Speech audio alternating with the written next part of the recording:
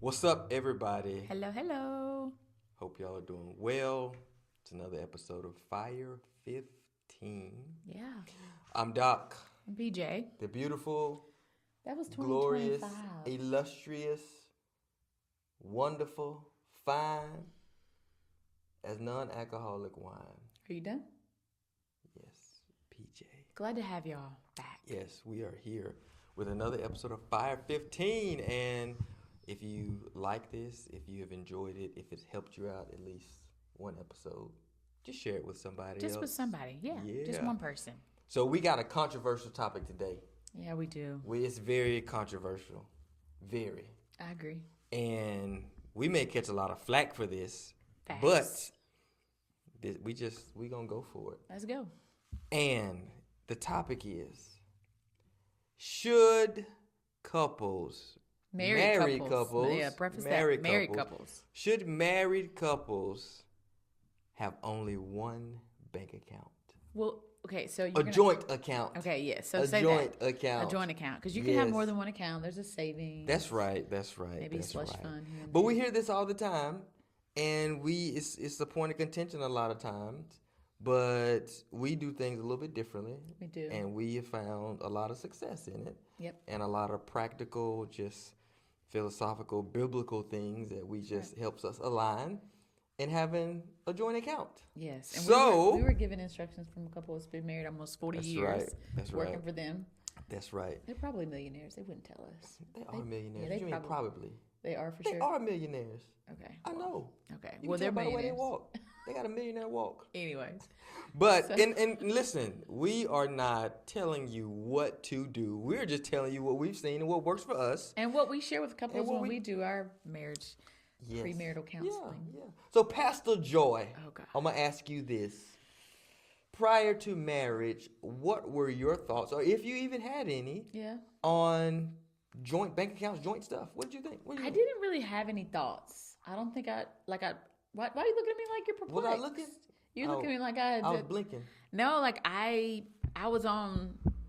I thought about a lot of things, but I wasn't concerned Okay. about that. I think that probably my parents modeled. I just assumed that they had a joint account. It just looked like they worked in tandem in that way, and so it was never beef. But I remember quickly after I got married, and I started having conversations with friends who weren't married yet.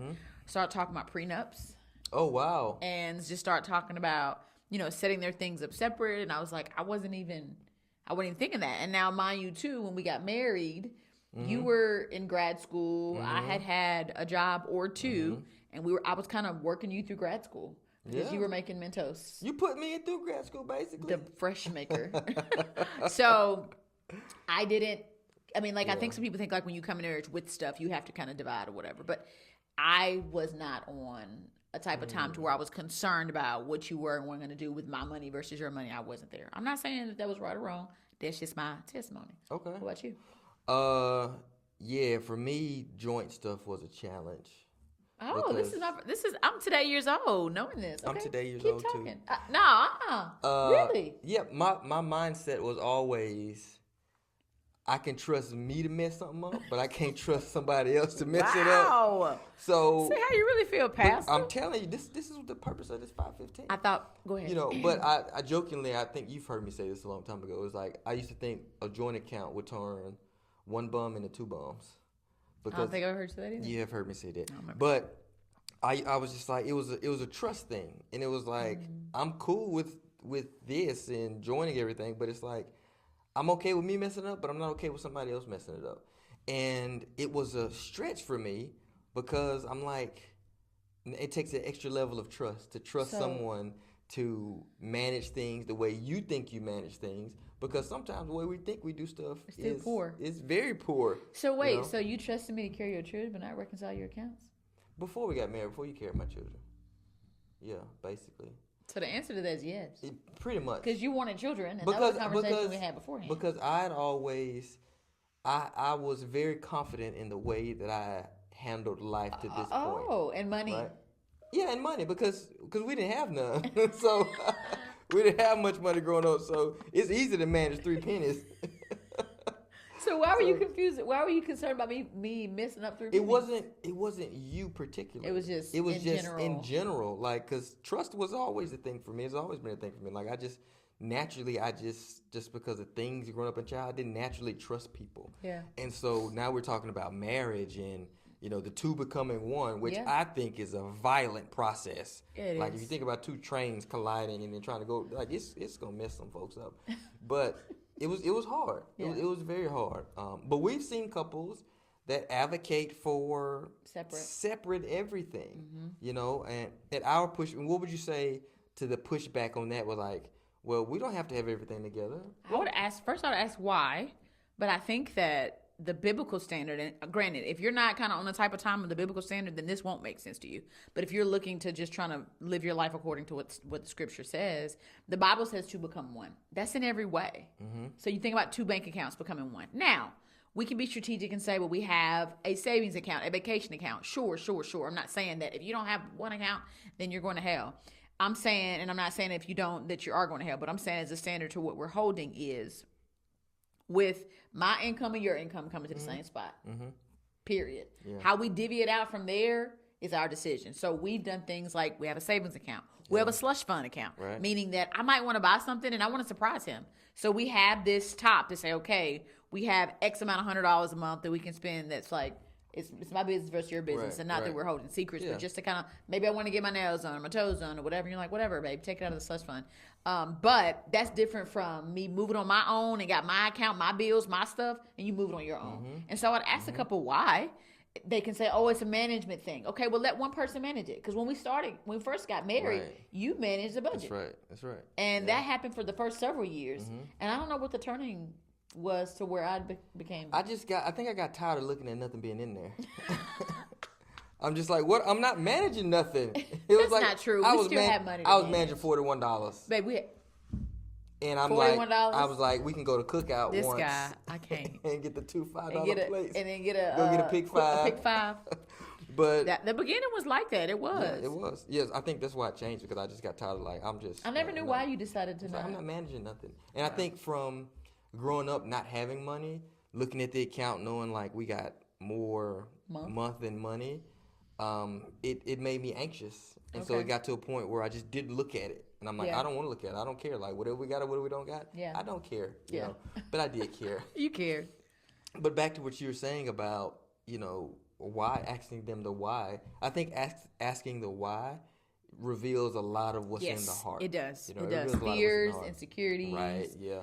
Misconceptions. Yeah. You know, yeah. Yeah, and my thing would be if they were like, hey, well, let's just keep it separate. And I think you can be strategic. Like, you know, and I don't think everything is a one-size-fits-all, because let's just say two people ended up, you know, getting remarried later in life and where they want to protect assets for their kids. But there are strategic ways that you can, like, make things set for children before you got remarried, stuff like that. So, but it's the heart behind it. And I would say, you know, anytime that you want to keep things separate, you have to look at the heart. Yes. Because my personal opinion is that the thing that you really want to keep separate are probably the things that you need to be investigated. That's right. The thing that you need somebody looking at. Again, the why. Yeah. You know, because I think just it's easy to try to hide money into this, because what we see a lot of times, people's like, well, I got to make sure I got me a stash. Just in case something don't go right. Case. See, that's deceptive. Yes. That's not the Lord. Right. And so you keeping it separate so I can, just in case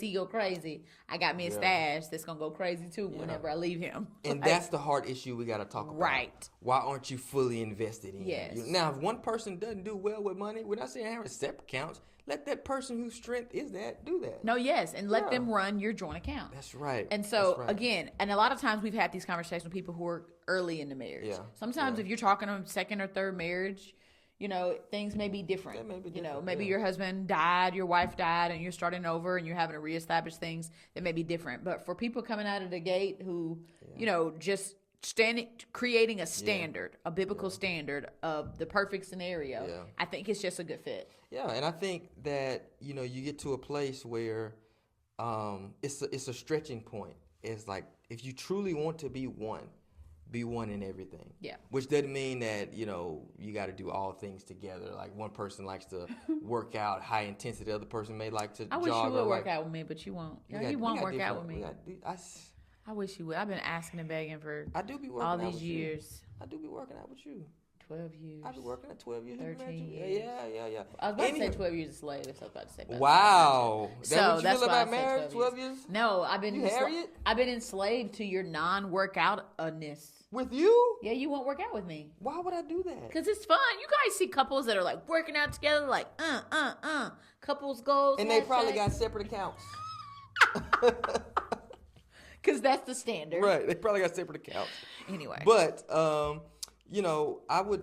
would just always, and my thing is this, is even when you talk about the why, it's like, you mean to tell me you can get naked with one another. I knew you were going to go there. You can lay down with each other. You can have your private parts close to her private parts. But you draw the line Why is he like this? But you draw the line at sharing banking information. Yeah. To Again, me, it goes to the why. Yes. And I have think to unpack that. Yeah, and I do believe that having this one account, it makes you grow. It makes you grow because now you got to look at your spending habits as opposed to they spending habits. That part. And you got to know, okay, wait a minute. It breeds these conversations. So I think personally, we always advise, hey, one joint account. Bring everything together. Now, if you want to have a slush fund, slush account from there, yeah, a fun account but everybody needs to see it. Everybody needs to have access. That's the goal. Okay, so there we go. Come on. Moral of the story is, if you decide that because of how you have life set up, assets, whatever, that you have multiple accounts, there's no sin in multiple accounts. There's sin in secrecy. Come on, say that again. There's no sin in multiple accounts. Mm-hmm. There's sin in secrecy. Woo. So if you have multiple accounts and I have access to all of them and you have, sure, like it may work better for you that way. We're not saying that the standard is that. It's, again, we keep saying the heart behind. Why is that you have an account that's a secret? Why don't I have access to it? Why don't I know how much is in it? Not so I can spend it or do whatever. Because we're one. Right. And if we're one, then we're not keeping secrets because the enemy works in secrets. He works behind the scene trying to keep things on a hush-hush. He works in isolation. And so we have to expose even the intricacies of our heart to feel safe. Why does that make you feel safe? Why do you not trust your wife? Why do you not trust? Like that's the bigger issue. And so it's the secrecy. And so what ends up happening is, if you move together in that jointness, it bleeds out for an opportunity to say, hey, babe, even if you say, hey, I'm going to go get this account, I'm going to use it for this. Cool. Why? Because we're on one accord, we're communicating, and there's no secrets. That's right. So the bigger issue is not allowing the enemy, because if you give him an inch, he going to want to take a mile. If you let him ride, he going to want to drive. So you have to not even give an.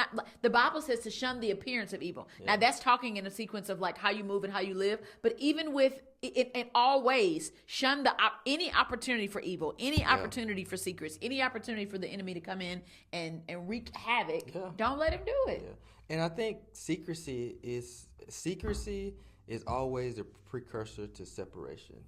And not like just a 1,000% like you go your way and I go out my way. Just the distance. But it's just the starting of the growing distance. If you want to determine distance in a marriage, you start asking questions about what secrets are you holding, what things are you not willing to share with things. Because again, the enemy, like you mentioned, he likes to crouch around in the dark and those type of things. And if you start exposing stuff, it may not feel good. It's like on TV shows, Vampires in the Light.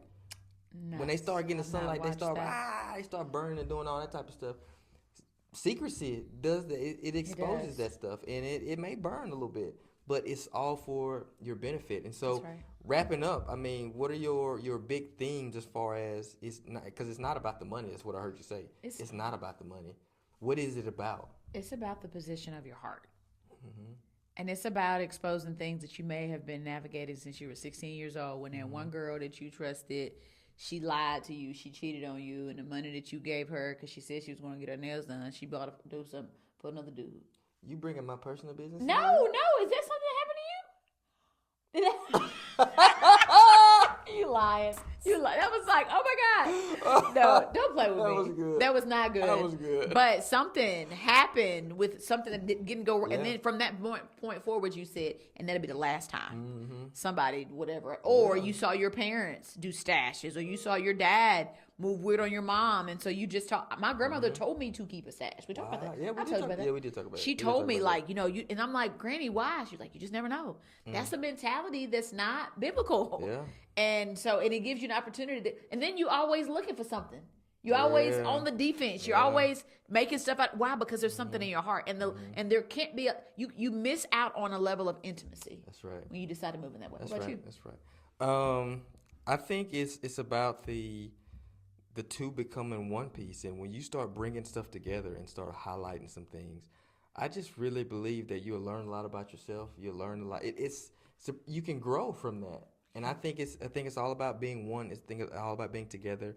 It's about being intimate with that other person, and we live in a society, and I don't know what it's always been like because I ain't always been around, but You've been around a while. but you got jokes today on this 515, but I think it's really about like money makes people do weird stuff, and it's one of the key reasons for divorce. Yeah. Money, bedroom activities, and families. Yep. You know, and I think that if you don't want that to be separate, if you don't want that to draw you apart, just shine the light on it. Just expose it. So, yeah, we're already at 15 minutes, which is crazy. I know. But if you like this, like it, subscribe, and just share it with one other person. And we may get a lot of hot takes on this. That's fine. But that's fine. We open it up to discussion. Yeah, shoot us a message. Yes. We'd be glad to have conversation with you. That's right. But until next time, we love you, and nothing you can do about it. Peace. Peace.